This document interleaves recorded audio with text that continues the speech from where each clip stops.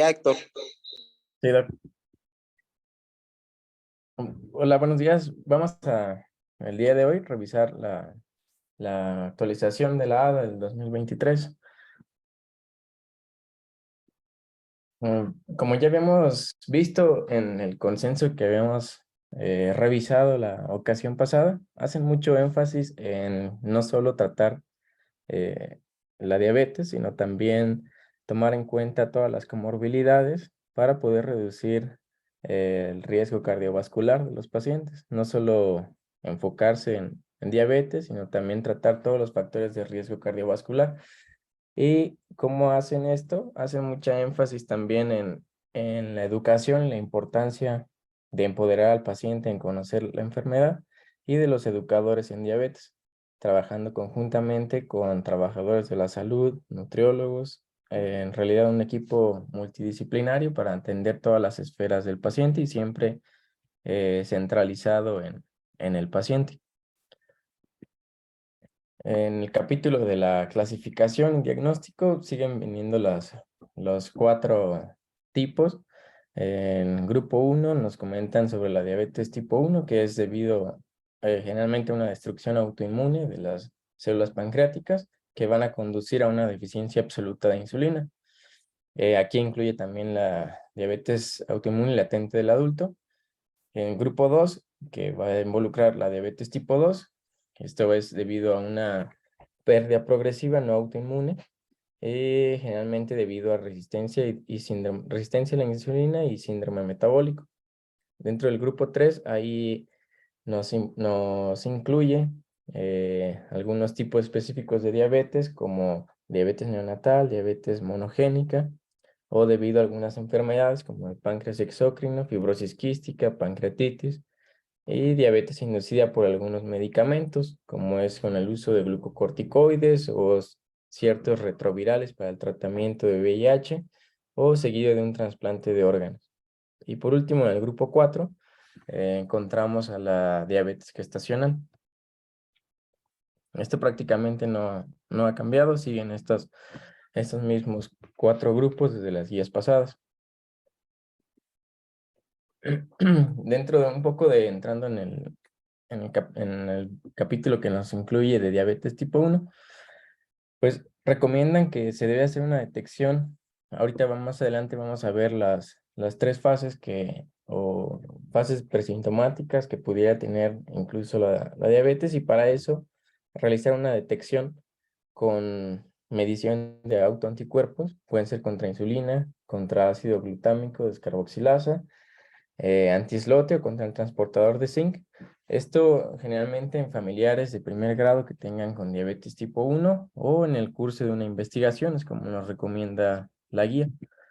Y estas son las 3 etapas que les comentaba anteriormente, desde el estadio 1, estadio 2 y estadio 3. Es por eso que recomiendan la medición de estos autoanticuerpos como para poder hacer el tamizaje antes de que se presente una etapa sintomática de la enfermedad. En el estadio 1, pues va a ser las características que van a estar la autoinmunidad, normoglicemia, y es una etapa presintomática. Aquí la medición de los autoanticuerpos van a estar positivos, pero no va a haber alguna alteración de la glucosa plasmática en ayuno o en la prueba de tolerancia a la glucosa. Aquí va a ser normoglicemia. Y en el estadio 2, los autoanticuerpos también van a estar positivos, una autoinmunidad positiva, pero aquí ya vamos a encontrar disglicemias. Podemos encontrar alteración en la glucosa plasmática en ayuno, que salga en valores entre rangos de entre 100 a 125, de hemoglobina glucosilada, en una etapa en prediabetes de 5.7 a 6.4, o en la prueba de tolerancia a la glucosa de 140 a 199. Y por último, ya en el estadio 3, ya es propiamente sintomática, ya encontramos hiperglicemia y autoinmunidad, aunque nos comenta aquí que en ocasiones los autoanticuerpos ya pueden estar ausentes. Y es por eso que nos marca la recomendación de, en tratar de encontrar aquellos pacientes que se encuentren todavía en estadio 1, en la etapa presintomática, con la medición de los de autoanticuerpos. En cuanto al tamizaje para diabetes tipo 2, nos marca que podemos hacer una evaluación, simplemente como el juicio clínico de cada doctor, incluyendo o viendo qué factores de riesgo tiene el paciente para poder progresar o tener un diagnóstico de diabetes tipo 2, a juicio de cada doctor hacer una evaluación o alguna calculadora de riesgo validada. Aquí en la guía nos viene un link con esta calculadora de riesgo y es básicamente la edad, si es hombre o mujer, si ha tenido diagnóstico de diabetes gestacional previamente, si tiene algún padre o familiar de primer grado que tenga diabetes, si ha sido diagnosticado con presión arterial elevada, si es sedentario y el peso, y con un score mayor o igual a 5, es alto riesgo de padecer diabetes y se tiene que hacer un screening. También nos comentan específicamente, si no hacemos este score, a quienes tienen mayor riesgo de tener prediabetes o diabetes y a quienes les vamos a hacer un screening. Son aquellos todos pacientes adultos que tengan sobrepeso u obesidad con un índice de masa corporal mayor o igual de 25. En asiáticos baja un poco el índice de masa corporal desde 23. O en aquellos familiares que tengan familiares de primer grado con diabetes. La raza de alto riesgo. Aquí es muy importante que todos los latinos estamos incluidos. Aquí vienen afroamericanos, latinos, nativoamericanos.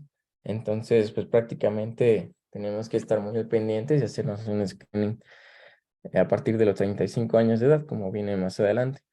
Si tienen historia de cardiovascular, si hay o no hipertensión o que estén bajo tratamiento antihipertensivo, si el HDL está menor de 35, o si hay hipertrigliceridemia mayor de 250, síndrome de ovario poliquístico, en aquellos pacientes que son sedentarios, en aquellos pacientes que estén con diagnóstico de HIV y que estén con tratamiento antirretroviral, y aquellos pacientes que son mayores de 35 años de edad. Si tenemos un resultado normal, nos marca que podemos hacer el screening cada 3 años, pero por contrario, si tenemos un resultado anormal o que esté en valores de prediabetes, ya sea por hemoglobina glucosilada, la prueba de tolerancia a la glucosa o glucosa plasmática en ayuno, debemos repetir los resultados por lo menos cada año. ¿Cuáles van a ser estos criterios que van a definir la prediabetes? Pues va a ser una glucosa plasmática en ayuno de 100 a 125, o una prueba de tolerancia a la glucosa con 75 gramos de carga oral, que esté entre 140 y 199, o una hemoglobina glucosilada de 5.7 a 6.4. Aquí teniendo en cuenta que entre más alto estemos los valores en el rango de cada una de las pruebas, pues va a ser mayor el riesgo que tenemos de progresar hacia un diagnóstico de diabetes como tal. Y ya los criterios para diabetes, pues prácticamente han sido los mismos. Esto no ha cambiado. Una glucosa plasmática en ayuno mayor o igual de 126. Nos marca con un ayuno mínimo de 8 horas, eso es importante. Una prueba de tolerancia a la glucosa mayor o igual a 200 con 75 gramos de glucosa. Y una hemoglobina glucosilada mayor o igual a 6.5. Esto nos marca un asterisco que tiene que ser un laboratorio que esté certificado y estandarizado. O en un paciente con síntomas clásicos de hiperglucemia, una glucosa plasmática al azar mayor o igual a 200. Es importante que en ausencia de síntomas clásicos de hiperglucemia, el diagnóstico requiere de dos resultados normales. Puede ser de una misma toma, que sean dos resultados, por ejemplo, una glucosa plasmática en ayuno y una hemoglobina glucosilada, que las dos pruebas salgan mayor o igual a 126 o mayor o igual a 6.5, ya tenemos un diagnóstico, aunque sea de una misma toma. Si no es así, también sí nos marca la recomendación que puede ser de 2 tomas separadas, de 2 muestras separadas, pero esto es el característico que tienen que ser 2 resultados anormales. Por el contrario, si tenemos un resultado que sí sale anormal y el otro no nos sale anormal o que salga todavía en rangos de prediabetes, tenemos que repetir ese resultado que sale anormal para poder hacer el diagnóstico. Y aquí tomar en cuenta que el valor de hemoglobina, para poder utilizar la hemoglobina glucosilada, tiene que ser un laboratorio que esté certificado y estandarizado. Desconozco si el que tenemos aquí en el hospital, si esté estandarizado y certificado, imagino que sí. Y valorar que existen ciertas condiciones en donde puede existir una relación alterada entre la hemoglobina glucosilada y la glucemia, en donde no sería válido tomar esta prueba como un diagnóstico de diabetes, como son en ciertas hemoglobinopatías, en enfermedad por células falciformes, en el embarazo, sobre todo en el segundo y tercer trimestre, en deficiencias de glucosa 6-fosfato deshidrogenasa, en aquellos pacientes con diagnóstico de VIH o aquellos pacientes con enfermedad renal crónica que estén en hemodiálisis, que hayan tenido alguna transfusión de algún hemodiderivado recientemente o que estén bajo tratamiento con eritropoyetina. Ahí, no va, ahí va a estar alterada esa relación entre hemoglobina glucosilada y la glucemia, por lo tanto no se puede hacer diagnóstico con esta prueba. Y para la prueba de tolerancia a los carbohidratos, con 75 gramos de glucosa, es muy importante que el paciente tenga un consumo mínimo de 150 gramos al día, porque a veces muchas personas pues, saben que van a hacer alguna prueba o comienzan a hacer dieta, comienzan a tener menor ingesta de carbohidratos, asegurarnos de que esto no suceda para que el paciente por lo menos 3 días previos pues esté con su dieta habitual, que no haga ninguna restricción para que al menos se consuman 150 gramos al día de carbohidratos y que no pueda haber un resultado alterado en esta prueba. En la sección que viene de diabetes post-trasplante, nada nos hacen la recomendación que se debe detectar la hiperglucemia ya cuando el paciente esté estable, que va con un régimen inmunosupresor ya bien establecido y que tengamos la certeza de que haya ausencia de alguna infección. Mm, En, perdón, dentro de los síndromes de diabetes monogénico, nos hacen la recomendación de que todas las personas que estén diagnosticadas con diabetes en los primeros 6 meses de vida deben someterse a algunas pruebas genéticas para detectar diabetes neonatal. Les puse aquí la tablita que viene sobre diabetes neonatal y MODY. No voy a detener en esa porque no es como, sería muy tardado todo, pero podría ser una clase propiamente de todo esto, ¿no? Ahora, de diabetes gestacional, puse nada más el screening, que es de 1 paso o 2 pasos. Este screening, ¿a quién lo vamos a hacer y cuándo? A todas las pacientes que están embarazadas en la semana 24 a 28 de gestación. Todavía nos siguen recomendando el de 1 paso o la estrategia de 2 pasos, sin embargo, sí nos marca que la estrategia de 1 paso es la preferida porque detecta más personas con diabetes gestacional que la estrategia con 2 pasos. La estrategia con 1 paso es una carga con 75 gramos de glucosa y por lo menos debe tener un ayuno de 8 horas y va a ser diagnóstico cuando por lo menos uno de los siguientes 3 esté alterado.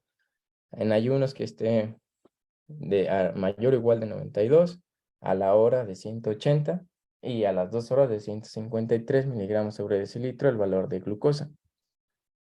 Y la estrategia con 2 pasos, primero se hace con una carga de 50 gramos de glucosa, se mide a la hora a la hora los niveles de glucosa, y mayor o igual a 130, o mayor o igual a 135, o mayor o igual a 140, tenemos que proseguir al segundo paso, que ya sería con una carga de 100 gramos.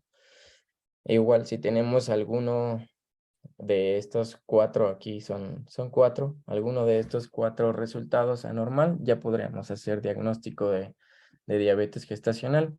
En ayuno que sea mayor o igual de 95, a la hora de 180, a las 2 horas 155 y a las 3 horas mayor o igual a 140. Se prefiere ya el de un paso, pero pudiéramos hacer cualquiera de los dos, un paso o dos pasos. Ahora bien, dentro del capítulo que viene de como prevención o retraso de la diabetes, tenemos algunas intervenciones que pudiéramos hacer, ya sean farmacológicas o no farmacológicas.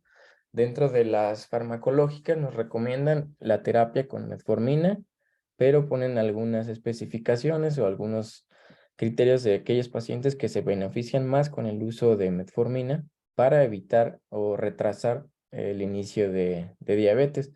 Nos marca que se debe de considerar, sobre todo en adultos con prediabetes, pero específicamente aquellos que tengan de 25 a 59 años de edad, con un índice de masa corporal mayor o igual a 35, que tengan una glucosa plasmática en ayunas mayor o igual a 110, o una hemoglobina glucosilada mayor o igual a 6, o en aquellas mujeres que hayan tenido un diagnóstico previo de diabetes gestacional.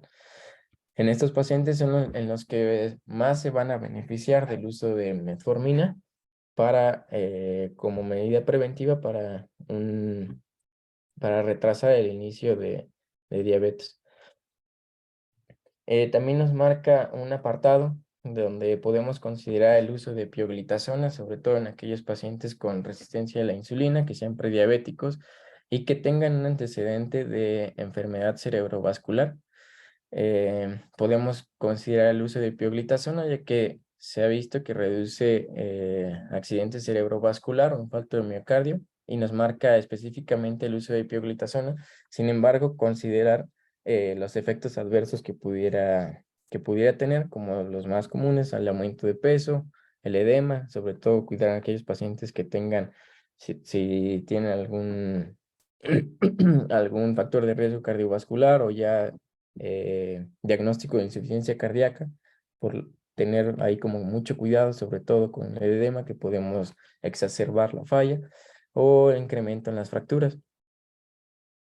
También, como vamos a ver más adelante, está indicado la terapia con estatinas para obtener un objetivo de LDL, incluso sin el cálculo de riesgo cardiovascular, solamente por ser diabético. Ya está recomendado el uso de las estatinas, y considerar que hay muchos artículos que nos marca que las estatinas pueden aumentar el riesgo de tener diabetes tipo 2, sobre todo algunas más que otras, pero el beneficio, perdón, supera el riesgo, y por ningún motivo se tiene que recomendar suspender las estatinas. Eso hay que tomarlo muy en cuenta. Por ningún motivo, pues, bueno, a menos que tengan alguna reacción adversa al medicamento, pero en general no se va a recomendar suspender las estatinas por este aumento del riesgo que pudieran tener los pacientes de tener eh, mayor riesgo de padecer la enfermedad. Dentro de las estrategias no farmacológicas, esas fueron las farmacológicas, las pasadas que comentamos, y de las no farmacológicas también ya habíamos visto este esquema desde el consenso que habíamos visto en clases pasadas, pero en general es las mismas recomendaciones de un ejercicio físico eh, moderado, por lo menos 150 minutos a la semana, o si es un ejercicio vigoroso o intenso, por lo menos 75 minutos a la semana, y no dejar pasar más de 3 días a la semana sin realizar actividad física de manera consecutiva, o sea, no más de 2 días de inactividad. Para aquellos pacientes que tienen fragilidad o sarcopenia, sobre todo pacientes de la tercera edad, pues también nos hablan sobre el uso de ejercicios de resistencia como o incluso tai chi, yoga, que también son benéficos. Y nos hablas sobre todo también de la higiene del sueño, mantener buenos hábitos de higiene y que esto se ha visto que disminuye el riesgo cardiovascular. Y también nos hace una recomendación para aquellos pacientes que están, sobre todo en tiempo laboral, que están sometidos a sillas o a tiempos prolongados de reposo, por lo menos cada 30 minutos hacer algunos pasos o alguna caminata, ya que mejora el metabolismo de la glucosa. Y de terapia nutricional, pues vienen algunas dietas como dieta mediterránea, dieta tipo DASH, dietas bajas en carbohidratos, pero sin embargo la recomendación que nos marca es que no es necesario tener que siempre tiene que ser individualizado la terapia nutricional, sobre todo con el equipo multidisciplinario y con un nutriólogo experto para tener una dieta individualizada, no una dieta general, pero ser individualizada a cada paciente. Se busca con esto que tenga una modificación y una pérdida de peso mínima del 5%. Y dentro de los carbohidratos, pues existen las dietas que son muy bajas en carbohidratos, pero sobre todo nos marca que tienen que ser ricos en fibra, por lo menos 14 gramos de fibra, esto es muy importante, 14 gramos de fibra por cada 1000 kilocalorías de carbohidratos. En el apartado que viene de proteína, nada más nos marca tomar en consideración que dietas muy ricas en proteína pudieran aumentar la respuesta de la insulina y en aquellos pacientes que tienen o han tenido hipoglucemias o que tienen tendencia a padecer hipoglucemias, una dieta muy rica en proteínas nos pudiera aumentar ese riesgo de padecer hipoglucemias por la respuesta a la insulina, nada más tener eso en cuenta dentro de las grasas. Pues nos recomienda un plan de alimentación como dietas mediterráneas, que son ricas en grasas monoinsaturadas o poliinsaturadas para mejorar el metabolismo de la glucosa. Y también consumir alimentos ricos en ácidos grasos de cadena larga, nueces, semillas, para que nos pudieran llegar a aumentar incluso un poco el HDL y disminuir el riesgo cardiovascular. Dentro del apartado del alcohol, no se va a recomendar a ningún paciente la ingesta de bebidas alcohólicas, pero sin embargo, aquellos pacientes que ya tienen un consumo de alcohol, recomendarles un consumo moderado. En mujeres no más de una onza al día y en hombres no más de 2 onzas al día. Como les comentaba, no se va a recomendar el consumo de alcohol, pero si ya están, si ya tienen un consumo, recomendarles un consumo moderado con esa restricción. Dentro de sodio, limitarse a menos de 2300 miligramos al día. Y con el uso de los edulcorantes, nos marca que sí puede ser una estrategia para reducir la ingesta total de calorías y de carbohidratos, pero siempre que no haya un aumento compensatorio en la ingesta de estos edulcorantes. Y dentro de las comorbilidades que vamos a evaluar, de que vamos a ver en estas siguientes diapositivas, que no solamente enfocado al tratamiento de la diabetes, sino a las comorbilidades, pero tiene que ser centralizado en el paciente.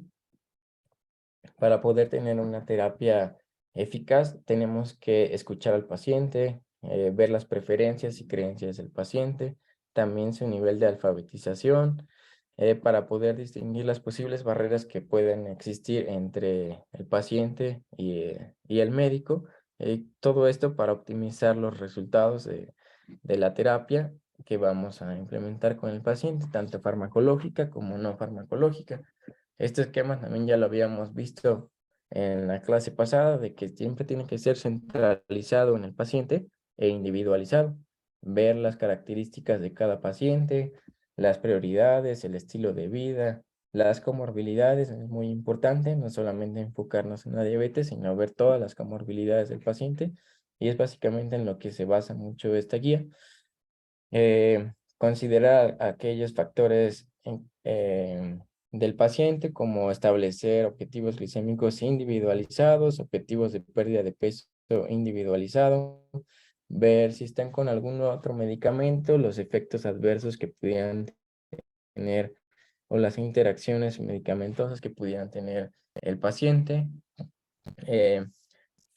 El uso de los educadores en diabetes, tener un objetivo dentro de la terapia. Siempre tiene que ser centralizado en el paciente y con la finalidad de mejorar la calidad de vida del mismo. Entrando dentro de las comorbilidades que hay que tomar en cuenta, viene este apartado que en realidad no había visto que viniera así en otras guías. Viene este apartado de NASH, de cetosis hepática no alcohólica, que va a ser prevalente en más del 70% de las personas con diabetes tipo 2 y esteatohepatitis, que la podemos definir histológicamente como una esteatosis hepática mayor o igual al 5% con inflamación y o lesión de los hepatocitos. Puede haber o no evidencia de fibrosis hepática, pero va a afectar a más de la mitad de las personas con diabetes y que tengan esteatosis hepática no alcohólica. Entonces es por eso muy importante que tenemos que hacer un screening de aquellos pacientes con diabetes, porque como estamos viendo es muy prevalente, hasta más del 70% de la población. ¿Y cómo podemos hacer este screening? Nos marca primero con test no invasivos. Podemos hacer uso de FIB4 para ver si está un paciente en bajo riesgo, riesgo intermedio o alto riesgo. Los valores de corte del score de FIB4 es de 1.45. Por debajo de 1.45 lo tenemos en bajo riesgo y mayor de 3.25 sería alto riesgo. Aquellos pacientes que caigan entre 1.45 y 3.25 tendríamos riesgo intermedio de tener fibrosis avanzada. Y si aquí nos marca el algoritmo que viene en la guía, si es de bajo riesgo, podemos repetirlo incluso en 2 a 3 años. Y riesgo intermedio o riesgo alto ya requerirían algún otro tipo de estudio, como una elastografía, para ver si requiere que sea referido a un gastroenterólogo o si es de bajo riesgo, repetirlo en 2 o 3 años. En la guía de Baveno nos marca un poco más bajo este score desde 1.3. Menor de 1.3 sería bajo riesgo y podríamos repetirlo en 2 o 3 años, pero mayor o igual a 1.3, ahí sí nos marca que sería útil hacer la elastografía. Y si tiene mayor o igual de 8 kilopascales, ya sería alto riesgo y ahí ya tendríamos que referirlo a un gastroenterólogo. Y menor de 8 kilopascales prácticamente nos estaría descartando y ya adentrándonos dentro de bajo riesgo, y podríamos incluso repetir un test no invasivo como un FIB4 en 2 o 3 años.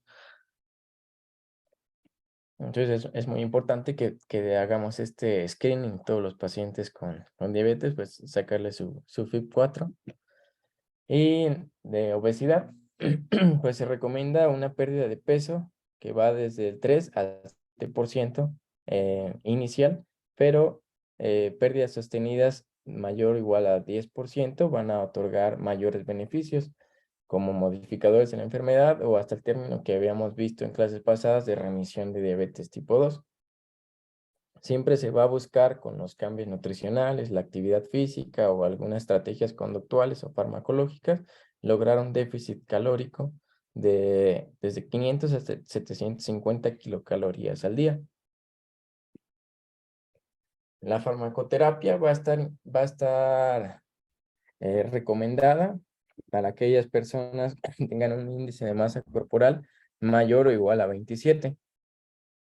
La cirugía metabólica, en quienes van a estar recomendadas, en aquellos pacientes que tengan un índice de masa corporal mayor o igual a 40, en individuos asiáticos mayor o igual a 37.5, y en aquellos adultos que tengan un índice de masa corporal mayor o igual a 35, que no logran una pérdida de peso duradera o una mejoría en las comorbilidades, esto incluyendo a la hiperglucemia, también va a estar indicada la cirugía metabólica. Nos marca que pudiera ser recomendada en aquellos pacientes con un índice de masa corporal mayor o igual a 30, pero también que tengan estas características, que no se haya logrado una pérdida significativa o duradera de peso con alguna intervención no farmacológica o farmacológica, y que no tengan mejoría en las comorbilidades, incluyendo la hiperglucemia. Puede estar recomendada desde índice de masa corporal arriba de 30. Eso es lo que también nos dice. Aquí están los distintos tratamientos, los tratamientos nutricional, actividad física, farmacoterapia y cirugía metabólica. Prácticamente desde índice de masa corporal arriba de 25, pues va a estar recomendada la terapia nutricional y la actividad física, la farmacoterapia, como habíamos comentado, a partir de índice de masa corporal de 27, y la cirugía metabólica con que puede estar recomendada desde índice de masa corporal arriba de 30, pero con esas características, que no se haya logrado una pérdida significativa de peso con alguna otra intervención, ya sea farmacológica o terapia nutricional, actividad física, que no sea una pérdida sostenida y que no mejoren las comorbilidades, incluida la hiperglucemia. Está más recomendada a partir de índice de masa corporal 35, pero pudiera ser recomendada ya desde índice de masa corporal arriba de 30 con esas características. ¿Cuáles son los medicamentos que están aprobados por la FDA para terapia farmacológica de obesidad? Pues el Orlistat.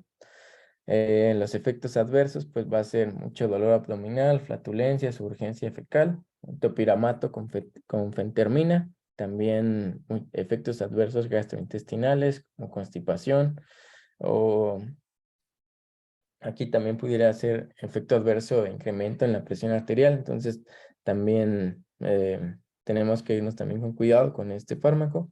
Naltrexona, bupropión, también generalmente los efectos gastrointestinales, constipación, náuseas, serostomía.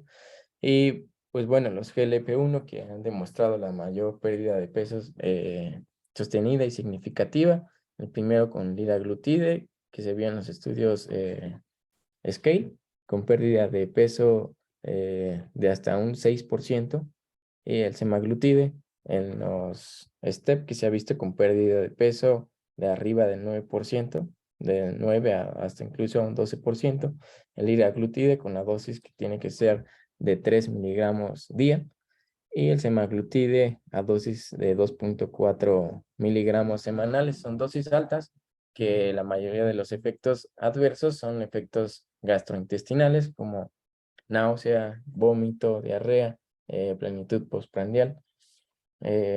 Por eso se trata de que se vayan titulando poco a poco hasta alcanzar la dosis de 3 miligramos, sea con liraglutide, o dosis semanal con semaglutide de 2.4 miligramos para lograr. Son las dosis en las que se ha visto la mayor pérdida significativa de peso, 6% con liraglutide de peso y 9%, arriba de 9% con semaglutide. Y de la cirugía metabólica, las dos cirugías que están aprobadas es la manga gástrica o el bypass gástrico en Y de Rux. ¿Cuáles van a ser nuestros objetivos glucémicos? Bueno, una hemoglobina glucosilada menor de 7, la glucosa plasmática preprandial de 80 a 130, o una glucosa postprandial menor de 180. Esto tiene que ser siempre individualizado, y aquí ya nos marca una recomendación que podemos hacer uso del monitoreo continuo de glucosa para establecer algunas metas glucémicas, tomando en cuenta que siempre tiene que ser individualizado, basado en la duración de la diabetes, la edad o la expectativa de vida del paciente, las comorbilidades, si tienen antecedente o no de enfermedad cardiovascular, la posibilidad que tenga de presentar hipoglucemia el paciente o algunas consideraciones adicionales como sea recursos, costos de los medicamentos, siempre individualizar la terapia al paciente y tomar en cuenta que si primero tenemos que establecernos metas de glucosa plasmática en ayunas, si ya tenemos metas de glucosa plasmática en ayunas, pero aún así no tenemos metas de hemoglobina glucosilada, tenemos que establecer metas de glucosas postprandiales. Generalmente son las glucosas postprandiales las que van a estar todavía fuera de metas y la glucosa plasmática en ayuno ya está en metas, pero la hemoglobina glucosilada está todavía fuera de metas. Tenemos que meter al paciente dentro de metas de glucometrías postprandiales.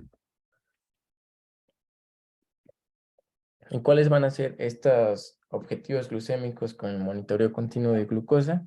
Esto eh, lo vimos en la plática del freestyle, que vamos a poder medir el tiempo en rango, tiempo debajo del rango o tiempo arriba del rango.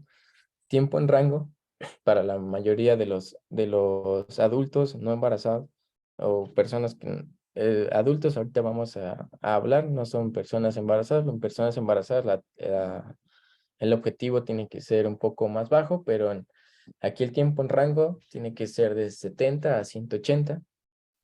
El tiempo arriba del rango nivel 1 lo vamos a ver entre 181 y 250 miligramos sobre decilitro. El tiempo arriba del rango nivel 2 van a estar aquellos pacientes arriba de 250. Tiempo debajo del rango nivel 1 va a estar entre 54 y 69. Y tiempo debajo del rango nivel 2 por debajo de 54%. El número de días de los dispositivos con monitoreo continuo de glucosa mínimo va a estar recomendado de 14 días, que es lo que dura, como vimos, el freestyle. Y el porcentaje de medición, al no ser un monitoreo, es intermitente porque tenemos que estar midiendo nosotros ya sea con el sensor o con el celular, pero tiene que estar mínimo para poder tener estos objetivos glucémicos, tiene que estar activo más del 70% de los datos de esos 14 días. Eso es algo a tener muy en cuenta porque aquellas personas que a lo mejor tienen el monitoreo, pero no están activos midiendo los datos, que a lo mejor se miden una vez al día o 2 veces al día, pues no va a ser fiable este uso del monitoreo, por lo menos más del 70% de los datos en esos 14 días. Y también otra de las cosas que podemos medir, pues va a ser la variabilidad glucémica. Esto lo vamos a ver en la diapositiva siguiente, que esto también lo vimos en la plática del freestyle, pero esto es lo que nos va a arrojar los datos del monitoreo. El tiempo en rango, como vimos, es el tiempo en que queremos tener al paciente. La meta es, como ya habíamos visto, entre 70 y 180. Entonces, el tiempo en rango que vamos a querer llevar al paciente, el objetivo va a ser más del 70%, más del 70% tengamos al paciente en esos rangos de 70 a 180. Y tiempo por arriba del rango o tiempo por debajo del rango, aquí va a variar. Por arriba del rango, el objetivo va a ser menos del 25%. Como habíamos visto, había dos niveles, nivel 1, nivel 2. Nivel 1 por arriba de 180 a 250. Aquí el objetivo va a ser que arriba del rango, ya sea nivel 1 o nivel 2, el objetivo va a ser menos de 25%. Dentro del nivel 2, que sea arriba de 250, el objetivo va a ser menos del 5%. Entonces, en este paciente, por ejemplo, que está arriba del rango, en un 24%, pero de nivel 1, pero arriba del rango del nivel 2 está un 20% fuera de metas. Entonces el objetivo en el nivel 2 va a ser menos del 5%. Aquí está muy fuera de metas con este nivel de 20% que tiene este ejemplo de esta gráfica de algún paciente. Y tener en cuenta que las hipoglucemias es muy, muy grave. Tenemos que tener metas más estrictas en cuanto a las hipoglucemias, porque los tiempos arriba del rango, como ya vimos, pues puede ser hasta 25%, el objetivo menos del 25%, pero con las hipoglucemias sí tiene que ser un objetivo menos del 4%. Aquí sí tenemos que ser más estrictos y más rigurosos con esta meta de menos del 4%. Igual como ya habíamos visto, había un nivel 1, que es menos del 70 miligramos sobre decilitro hasta 54, y nivel 2, menor del 54%. En este nivel 2, el objetivo va a ser menos de 1%. O sea, por el riesgo propio de la hipoglucemia, tenemos que ser más estrictos y llevar esta meta muy estricto a menos de 1%. Entonces, como resumen, tiempo en rango, el objetivo más de 70%, perdón. Arriba del rango, el objetivo menos del 25% y menos del 5% del nivel 2 de arriba del rango. Y debajo del rango, el objetivo va a ser menos del 4%, con un objetivo del nivel 2 de tener menos de 1%. Aquí este paciente pues está muy fuera de metas, con un tiempo en rango de solamente 46%, un tiempo arriba del rango de 44% y debajo del rango con un 10%. Hay que ser más estrictos con las hipoglucemias porque puede ser un riesgo mayor a corto plazo para el paciente tener este grado de hipoglucemia, sobre todo en el rango del nivel 2, que tiene hasta un 5% de hipoglucemias, pues puede ser muy riesgoso para el paciente. Entonces ahí sí tenemos que hacer alguna intervención para, sobre todo, pues llevarlo a rangos objetivos, pero sobre todo disminuir la incidencia de hipoglucemias. También, ¿qué es lo que vamos a medir? Este indicador de glucosa, que es, como vimos, es un equivalente de la hemoglobina glucosilada. Es un equivalente porque solamente son 14 días lo que dura este monitoreo, ¿no? Entonces, vimos que la hemoglobina glucosilada es un promedio de 3 meses, pero aquí es un equivalente aproximado. Y la variabilidad glucémica, que es otro valor muy importante que podemos medir con el uso del monitoreo y tener una terapia objetiva. La terapia objetivo es que sea menor o igual al 36%, entendiéndose como variabilidad glucémica todas estas fluctuaciones que vamos a tener a lo largo del día de los niveles de glucosa, todas esas fluctuaciones que puede ir teniendo el paciente a lo largo del día. Y pues ya está bien descrito que a mayor variabilidad glucémica podemos tener mayor estrés oxidativo, mayor daño endotelial, y esto nos aumenta el riesgo cardiovascular. Asimismo, si tenemos menor porcentaje de variabilidad glucémica, la incidencia de hipoglucemias va a ser menor, y con esto la incidencia de complicaciones que pudieran llegar a tener los pacientes o incluso de mortalidad se ve disminuida. Entonces, otra terapia objetiva o otra meta que tenemos que tener es esta de la variabilidad glucémica. A menor variabilidad glucémica vamos a tener menor riesgo de que el paciente tenga hipoglucemias, y con esto también vamos mejorando la calidad de vida del paciente, tanto como la incidencia de efectos adversos, de complicaciones, incluso de mortalidad. Y aquí es como nos grafica en la aplicación. Creo que esto lo vamos a ver en la siguiente sesión de freestyle, fue lo que comentaron, pero podemos darnos una idea de a qué hora del día, por ejemplo, el paciente está haciendo las hipoglucemias. Si aquí, por ejemplo, estamos viendo que fue en la madrugada, de 3 a.m. a las 6 a.m., aquí hizo la hipoglucemia al paciente, o a qué hora está haciendo los picos de hiperglucemia. También si está relacionado o no con alimentos, qué tipo de alimentos está consumiendo, eso también se puede registrar en la aplicación, y es la manera en que nos grafica. Y junto con, aquí están las horas del día, y con esto nos podemos dar cuenta a qué hora está haciendo que está por arriba del rango, por debajo del rango, para nosotros poder adecuar la terapia. Esto también puse esta tablita porque consideré que fuera importante. Esto también nos hablaron un poco en la plática pasada del freestyle, pero son algunas sustancias que pueden interferir con el uso de estos monitoreos, como hay diferentes marcas, pero el que estamos más familiarizados ahorita es con el freestyle. Y sí nos marca aquí que con ácido ascórbico o vitamina C más de 500 miligramos al día pueden interferirnos con las mediciones del sensor. También con paracetamol más de 4 gramos al día, sobre todo en las marcas de Medtronic o Guardian.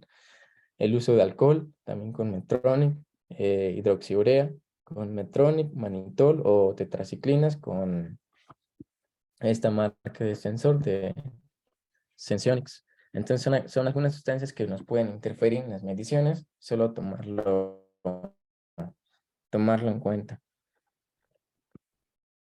Y de las hipoglucemias, pues cómo van a estar definidas, esto tampoco ha cambiado. Nivel 1, menos de 70 miligramos sobre decilitro. Nivel 2, menos de 54. Y nivel 3, pues no es propiamente alguna cifra de valor, pero es un evento grave que caracteriza la alteración del estado mental y o físico y que requiere asistencia para el tratamiento de la hipoglucemia. Hay que vigilar mucho a los pacientes porque muchas veces ya no tienen, están con glucosas de 60, 70 y no nos refieren a alguna sintomatología. Es por eso la importancia del monitoreo en que nos pudiéramos llegar a, a detectar con mayor facilidad estas hipoglucemias que pudiera llegar a hacer el paciente. Y dentro de la terapia farmacológica, esta también la habíamos visto en la clase pasada del consenso.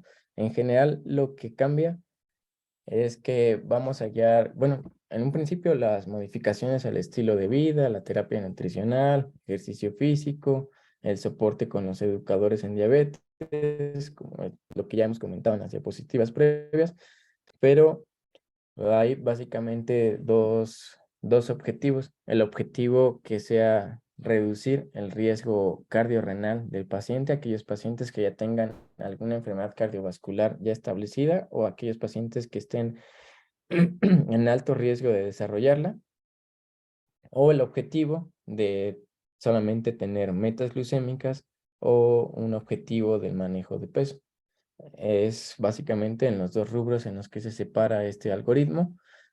Cuando nuestro objetivo sea el beneficio cardiovascular y el beneficio renal, pues aquí van a estar indicados los GLP-1 y los ISGLT2, independientemente o no si ya están bajo tratamiento con metformina. Esto es lo que ha cambiado, de que no es estrictamente necesario que primero esté con el uso de metformina para poder añadir al paciente un GLP-1 o un ISGLT2, sino está muy comprobado de que aquellos pacientes que tengan alguna enfermedad cardiovascular ya establecida o que estén alto riesgo lo vamos a definir como aquellas personas que tengan mayor o igual de 55 años y que tengan alguna dos o más comorbilidades como obesidad, hipertensión, tabaquismo, dislipidemia, albuminuria. Está muy probado de que estos fármacos, tanto el GLP-1 como el ISGLT2, pues van a otorgar beneficios cardiovasculares, independientemente o no si ya se está con el uso de metformina. Entonces podemos iniciar un fármaco de cualquiera de estos, de GLP-1 y ISGLT2, aunque el paciente no esté todavía con terapia con metformina, pero si tiene alto riesgo cardiovascular, pues hay que iniciarlo. Si todavía está fuera de metas, si ya estamos con un GLP-1, podemos añadir el ISGLT2 o viceversa. Aquellos pacientes con falla cardíacas, los que están probados son los ISGLT2, GLP-1 todavía no ha probado beneficios en pacientes con falla cardíaca, ISGLT2 sí, con falla cardíaca desde preservada o reducida, como ya hemos visto, y aquellos pacientes con enfermedad renal crónica, con tasa de filtrado menos de 60, que estén con albuminuria, se prefiere iniciar con ISGLT2, que disminuye la progresión de la enfermedad renal. Iniciarlos con una tasa de filtrado mayor o igual a 20, sin embargo, si ya teníamos el uso de ISGLT2 y va progresando la enfermedad renal crónica hasta llegar a diálisis, podemos continuar el uso del ISGLT2 y no está bien claro si debemos descontinuarlo o no con la tasa de filtrado glomerular, pero la recomendación es que se continúe. Si lo iniciamos por arriba de una tasa de 20, aunque empeore la tasa de filtrado, continuarlo. Lo mismo con el GLP-1. Y cuando el objetivo es metas de ya sea de hemoglobina glucosilada, de glucosas postprandiales o glucosas plasmáticas en ayuno, nos marca aquí la potencia que tienen los fármacos para disminuir la hemoglobina glucosilada y establecer metas objetivo. Una eficacia muy alta, como son los GLP-1, semaglutide, tirzepatide o la terapia con insulinas, o la presentación que viene combinada inyectable de GLP-1 o con insulina, una eficacia muy alta, igual algunos GLP-1, metformina y sulfonilureas, y una terapia intermedia con inhibidores de DPP-4. Ahora, cuando el objetivo sea la pérdida de peso, las modificaciones al estilo de vida, la terapia nutricional, pero también nos marca la eficacia de los fármacos para lograr esa pérdida de peso. Una eficacia muy alta con semaglutide o tirzepatide, que es el HIP con GLP-1, que hemos visto a dosis de 15 miligramos semanales, con pérdida significativa de peso de hasta un 20%. Es lo que están considerando que es equivalente a la cirugía metabólica, este nuevo GLP-1. O eficacia alta, con dulaglutide y liraglutide, eficacia intermedia, y SGLT2, o un efecto neutro como los inhibidores de DPP-4 y la metformina. Entonces es esos dos objetivos lo que se divide la terapia farmacológica. Si el objetivo es darle al paciente el beneficio cardiovascular o renal, pues nos vamos hacia los ISGLT2, GLP-1, y si tiene falla cardíaca, ISGLT2. Y si el objetivo es tenerlo en metas, de acuerdo a la eficacia de cada medicamento. Si es el objetivo en la pérdida de peso, pues los que se han visto con mayor pérdida de peso significativa, los GLP-1. Y siempre individualizar la terapia con cada paciente. Esta es la tablita de los medicamentos y los efectos adversos gastrointestinales. Aquí ya incluyen al HIP y GLP-1, al agonista, que es el tirzepatide. Todavía los beneficios sobre el MACE, falla cardíaca y la progresión de la enfermedad renal crónica todavía está bajo investigación, pero sí ya está aprobado para pérdida de peso. Y dentro del algoritmo que viene sobre la terapia inyectable, si ya el paciente requiere de terapia inyectable, por ejemplo, uso de insulina, generalmente no ha cambiado. Igual nos marcan hemoglobina glucosilada mayor o igual a 10, una glucosa plasmática por arriba de 300, o que tengan síntomas de hiperglucemia. Ahí va a estar indicada la terapia con insulina. Considerar siempre el inicio, nos marca aquí considerar el inicio de un GLP-1 antes del inicio de terapia con insulina como terapia inyectable. Si aún estamos fuera de metas, ya podemos añadir la terapia con insulina, un análogo de insulina basal o una insulina de acción intermedia como NPH a la hora de acostar. ¿Cómo vamos a iniciar? Empezar con 10 unidades por kilo o calculada peso a 0.1 o 0.2 unidades por kilo. Primero nos vamos a establecer metas de glucosa plasmática en ayuno, perdón, y después metas de hemoglobina glucosilada. Como ya habíamos comentado, si no estamos en metas de hemoglobina glucosilada, pero sí de glucosa plasmática en ayuno, tenemos que fijarnos metas de glucometrías postprandiales. Vamos a ir titulando la dosis con incremento de 2 unidades cada tercer día, si no estamos en metas de glucosa plasmática en ayuno. O si por el contrario nos vamos del otro lado con hipoglucemias, tenemos que disminuir la dosis de un 10 a un 20%. Considerar aquí la sobrevasalización. Sobre todo la encontramos cuando está a más de 0.5 unidades por kilo día, la terapia con insulina. Y ahí podíamos añadir algunos otros fármacos como GLP-1 para disminuir esta dosis total de insulina. Si todavía estamos fuera de metas, podemos, y todavía no está con tratamiento con un GLP-1, pudiéramos añadir a la insulina un GLP-1 para poder establecer las metas. Si ya está así, con un GLP-1 e insulina, podemos añadir alguna insulina prandial. ¿Cómo la vamos a iniciar? Con 4 unidades por día o 10% de la basal. Esto generalmente como un esquema basal plus, en donde vamos a iniciar la insulina prandial en la comida más copiosa. Generalmente puede ser la de la tarde, e iniciarla con 4 unidades al día o 10% de la basal. Si todavía estamos fuera de metas, con una hemoglobina glucosilada fuera de metas, hay que ir titulando esa dosis de insulina prandial por 4 unidades por día o 10% de la basal. Se va titulando de 1 o 2 unidades o 10 a 15% de la basal, y en caso de hipoglucemias, disminuirla de 10 a 20%. Si todavía estamos fuera de metas y estamos con una sola dosis de insulina prandial, pues considerar añadir 2 o 3 dosis adicionales de insulina prandial, como ya sería un régimen basal bolo. Si aún así estamos fuera de metas, podemos considerar el uso de las insulinas premezcladas, ya sea que nosotros hagamos la mezcla aquí como viene con NPH e insulina rápida, o los regímenes que ya vienen de insulina premezclada como lisproprotamina.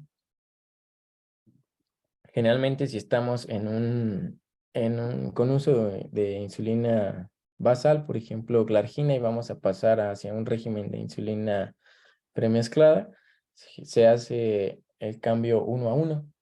Una unidad, si estamos con 30 de glargina y vamos a utilizar lisproprotamina, lo hacemos 1 a 1. 30 unidades también de lisproprotamina, pero se dividen 2/3 en la mañana, antes del desayuno, y 1/3 antes de la cena.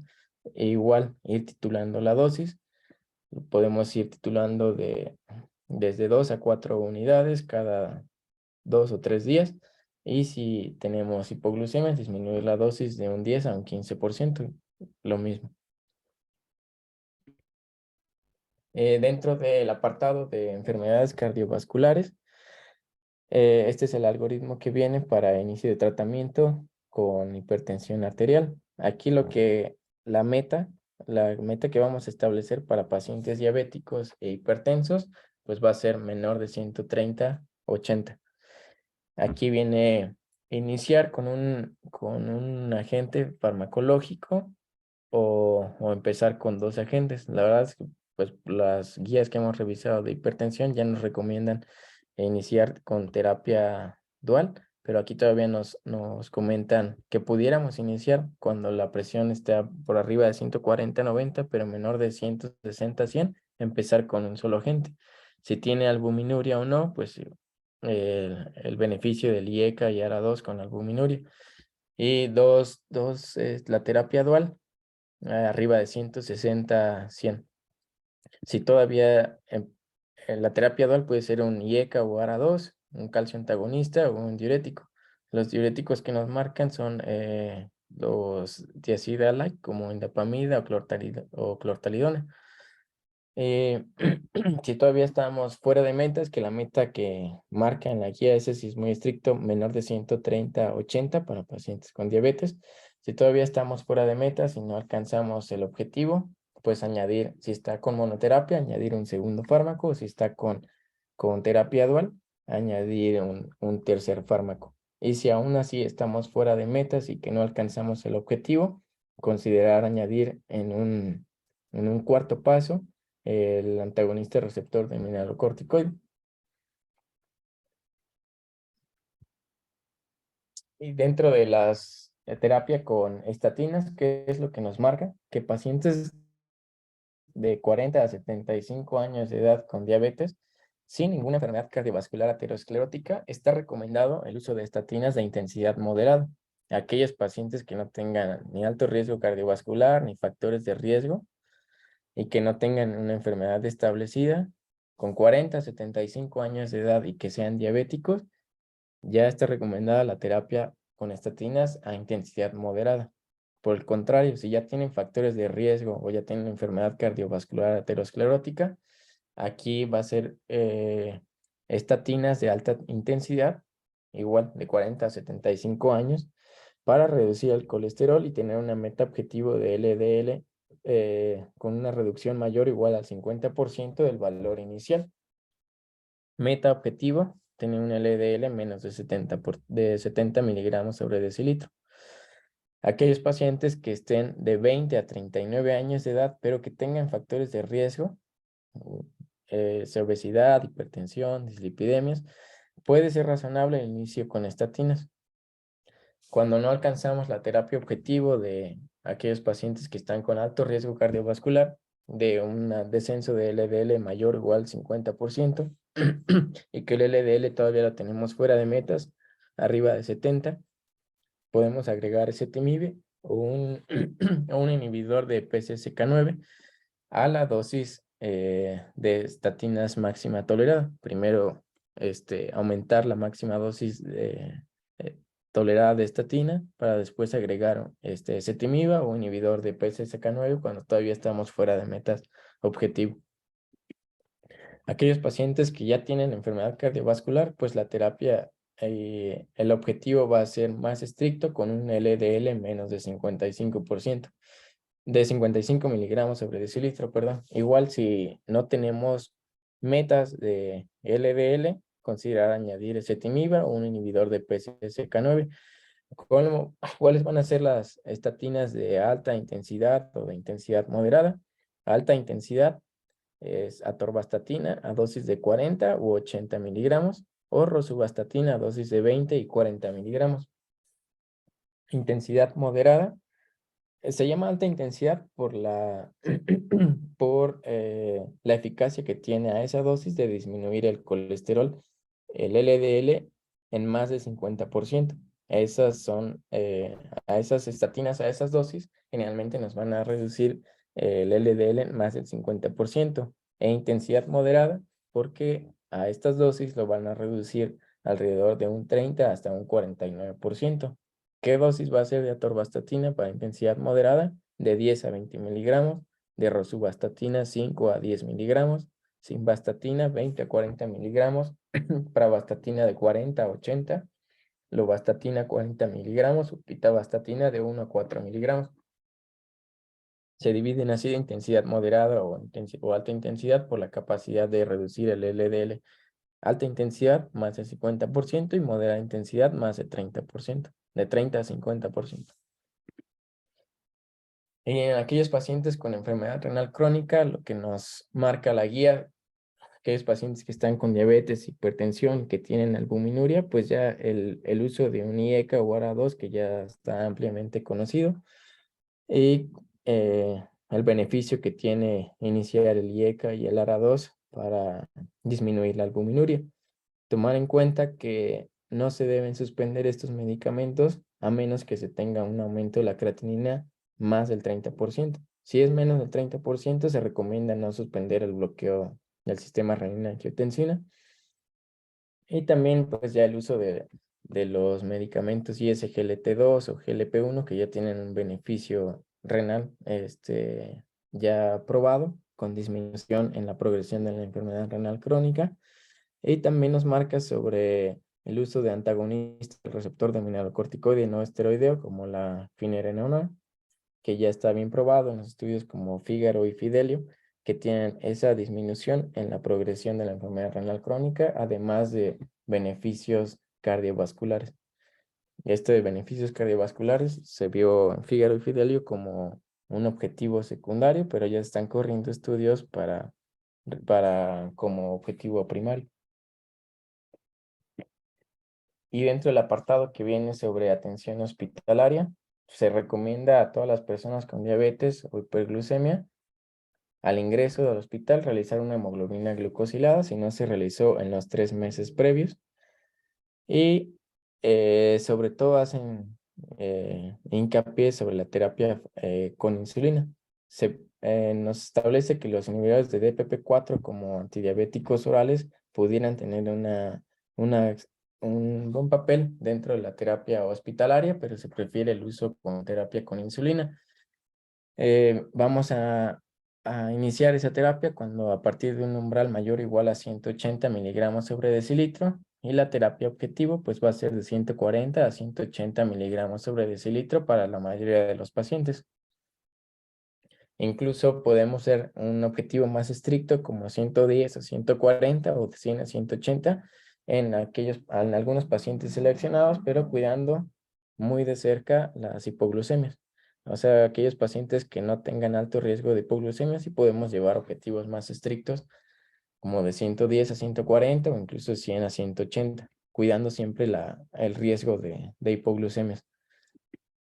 El régimen de insulina, pues el que está recomendado en la guía es el régimen basal-bol, que va a ser el preferido, y desaconseja totalmente el uso de insulina de corrección o los famosos esquemas deslizantes. O sea, el que está aprobado y el que está recomendado en la guía va a ser el basal-bol.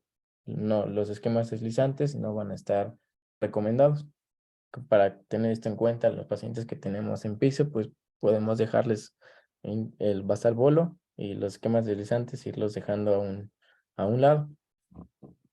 Y siempre cuidar el riesgo de hipoglucemias que pudiera llegar a tener el paciente. Y eso sería todo, doc. ¿Tiene alguna duda, pregunta, comentario? Bueno. No, yo tengo ahorita ya prácticamente se crean del lado de casi todo.